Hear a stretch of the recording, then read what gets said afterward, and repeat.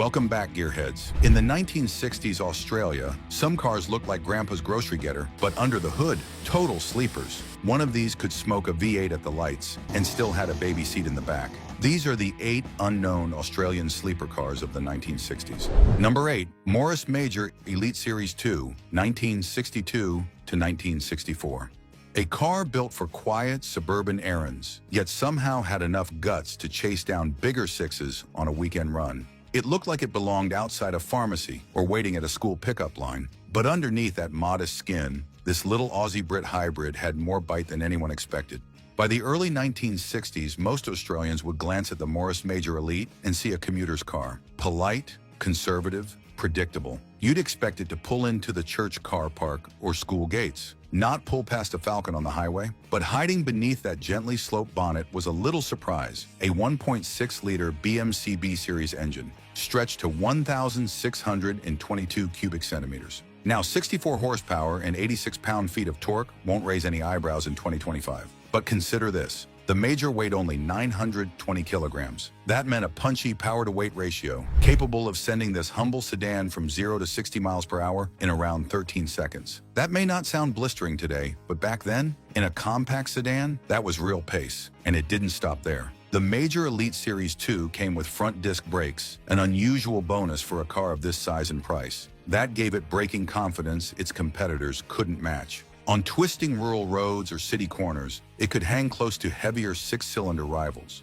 Cars that cost more, weighed more, and made a lot more noise doing it. But the real magic was how silent its threat was. This wasn't a sports car pretending to be civil. It was the opposite, a civil car that just happened to have fangs. Of course, it wasn't flawless. Build quality could be hit or miss. Rust was a recurring villain, and the interior? Let's call it utilitarian. Vinyl everything, a dashboard that looked like it was borrowed from a lawnmower. But somehow that didn't matter, because every now and then, someone would pull up next to this unassuming compact, rev their big six with confidence, and find themselves staring at its taillights. This was the kind of sleeper that never asked for respect, but earned it, quietly, repeatedly. And when it finally slowed down and turned into the grocery store parking lot, you were left thinking, what the hell just happened? But if that polite little Brit-Aussie blend could quietly destroy you at the lights, wait till you meet the Holden that had no stripes, no scoops, and still made people whisper its name in performance circles. Number 7,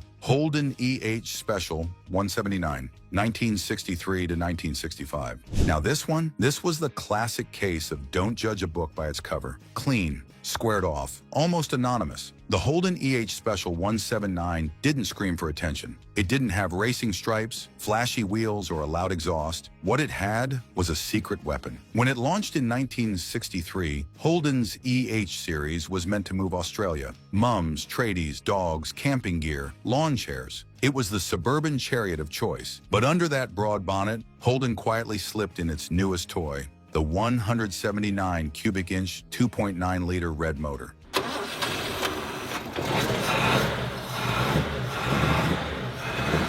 Compared to the tired old gray motor that came before, this engine was a leap into the future. 115 horsepower, 176 pound-feet of torque, and most importantly, it wanted to rev. It pulled stronger, climbed cleaner, and could break into the low 11-second range for 0 to 60 miles per hour. That's right, 11 seconds in a car that your uncle used to teach you how to parallel park. And people started to notice, not at first, but soon enough, drivers learned that if you lined up next to an EH with the 179 badge, you were rolling the dice. Lightweight, just over 1,100 kilograms, and surprisingly spry, it had the straight line pull to catch more stylish European imports off guard.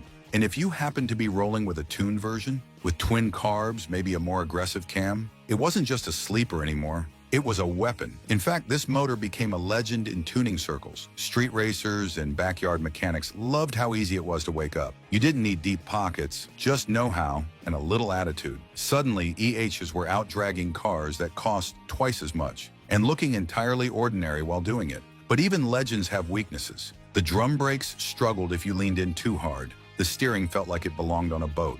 In corners, let's just say it preferred straight lines. But that's the point. This was a car that lulled you into underestimating it. You'd laugh at the body, mock the badge, then get smoked at the lights and wonder how it happened. Again, the EH Special 179 wasn't loud. It wasn't cocky, But it had something far more dangerous, real capability hiding behind the ordinary. And just when Aussies were getting used to the idea of a sleeper Holden, Chrysler came along with something bolder, bigger, meaner, a machine with American firepower and just enough Aussie soul to make it dangerous. Stay tuned. Number 6. Chrysler Valiant SV1, 1962 to 1963. This one didn't just whisper sleeper, it spoke it in fluent Detroit drawl. When the Chrysler Valiant SV1 hit Australian roads in 1962, most drivers didn't quite know what to make of it. It had a sharp American face, a weirdly high beltline, and a nose that looked like it belonged in a low-budget sci-fi film. Most thought it was a bit odd, but odd or not, this thing moved. While Holden and Ford were still playing it safe with underpowered sixes, Chrysler dropped something else under the bonnet of the SV1, the 225 cubic inch slant six. Tilted 30 degrees to one side, this inline six looked strange,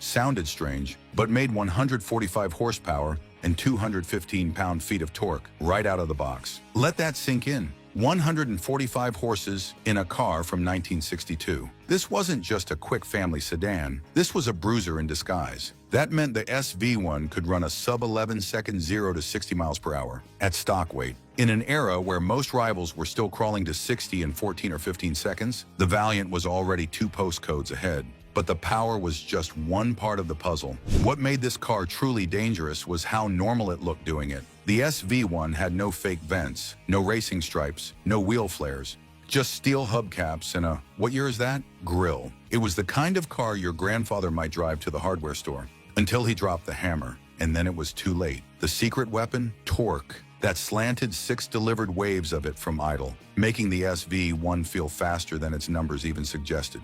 It didn't need to scream up to redline, it just shoved, confidently, all the way through the revs. And with a rugged 3-speed manual or Chrysler's clever push-button auto, it didn't matter how you launched it, it went. Sure, the SV1 had its quirks. Steering was numb, and the front suspension made it feel like a boat in corners. But sleepers aren't built for corners, they're built for shock. And shock is what you got. This was the first time Aussie drivers really felt American muscle sneak into the family car segment. A car that looked like a librarian and punched like a dock worker. It wouldn't be the last, because just a few years later, Ford rolled out something sleeker, quieter, more sophisticated, and somehow even more brutal. Like stories about forgotten fast cars? Subscribe for more underrated machines that never got the spotlight they deserved. Number 5. Ford Falcon XR 200 Pursuit, 1966 to 1968. At first glance, it was just another XR Falcon, the family sedan Ford built for growing suburbs and Sunday drives. But behind the badge, behind the friendly face and well-mannered panels, lurking underneath was one of the most underappreciated performance sleepers of its time, the XR 200 Pursuit. The year was 1966. Ford had just dropped the XR Falcon, a broader, bolder design meant to steal the family car crown from Holden. But they didn't stop at design. They quietly added a special engine package to the lineup, the 200 cubic inch inline 6, tuned for performance and handed the Pursuit nameplate. That word wasn't just branding, it was a promise. The Pursuit 200 was a cop-spec motor in a civilian body, churning out 121 horsepower and close to 190 pound-feet of torque.